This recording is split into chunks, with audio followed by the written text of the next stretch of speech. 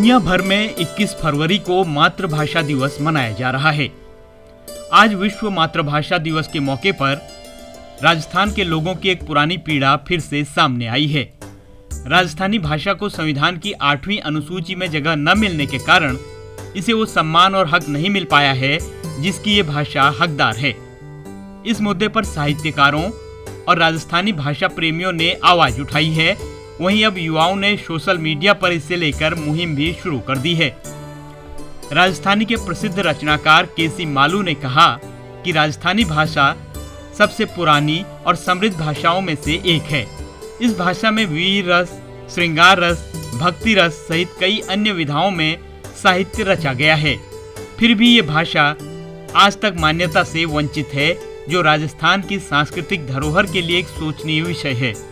सबसे पुरानी और सबसे समृद्ध भाषा है और बहुविध सब तरह को साहित्य राजस्थानी में रचो गया।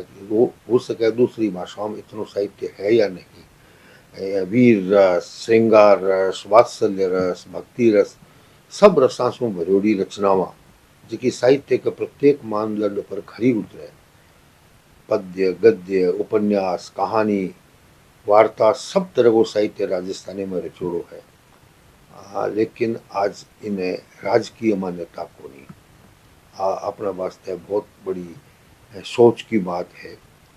इन वास्ते मोटो कारण तो वो है कि राजनीतिक जो इच्छा शक्ति को अभाव है और इस अभाव के कारण से राजस्थान की युवा पीढ़ी ने बहुत भारी नुकसान हुआ है।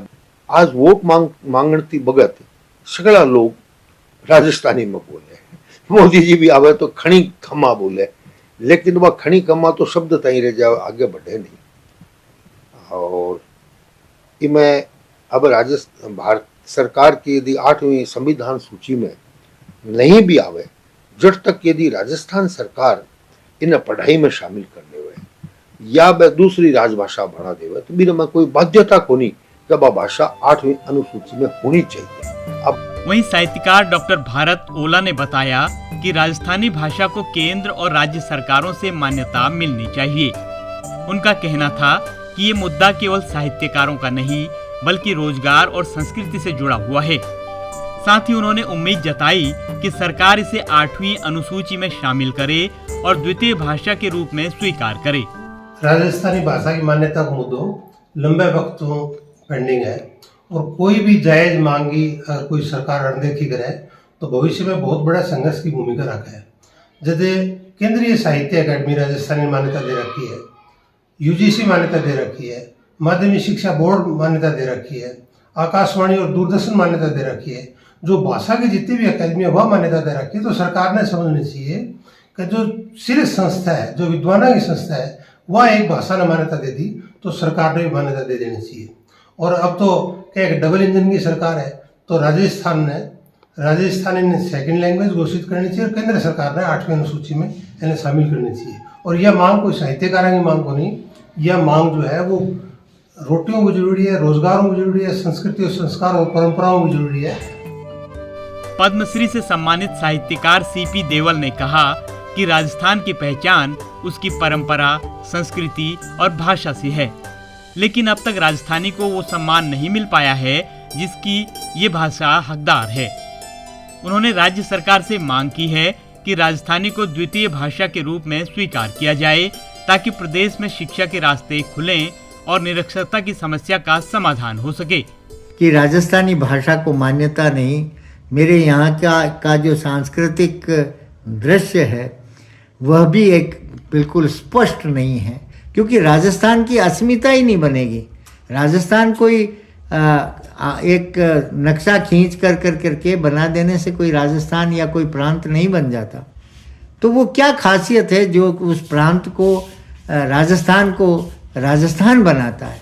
और वो सिर्फ ये राजस्थानियत जब तक नहीं आएगी, राजस्थानी भाषा नहीं आएगी, राजस्थानी संस्कृति मुखर नहीं होगी, तब तक हम इसको राजस्थान कहने में भी हमें बड़ा संकोच होगा।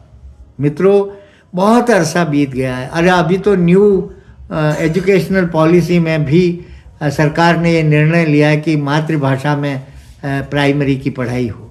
तो उसके लिए मैं तो राज्य सरकार से भी गुजारिश करूँगा कि क्यों नहीं वो राजस्थानी को सेकंड लैंग्वेज के रूप में भी मान्यता दे दें राजस्थान में, ताकि नई एजुकेशन पॉलिसी को ठीक ढंग से लागू किया जा सके और राजस्थान जिसके ऊपर जो निरक्षर होने का, बहुत बड़ी संख्या में निरक्षर होने का जो दाग है वो दाग मिट सके। यदि मातृभाषा पढ़ाने का माध्यम होगा, यदि शिक्षा का माध्यम बन जाती है मातृभाषा, तो मेरे इस प्रांत में कोई भी अनपढ़ या निरक्षर नहीं रहेगा।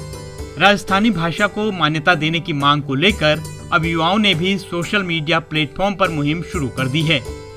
ये मुहिम 21 फरवरी को विशेष रूप से छेड़ी गई है, जिसका उद्देश्य ज्यादा से ज्यादा लोगों को इस मुद्दे से जोड़ना और राजस्थानी भाषा को संविधान की 8वीं अनुसूची में शामिल करने के लिए दबाव बनाना है। ईटीवी भारत के लिए जयपुर से विकास व्यास की रिपोर्ट।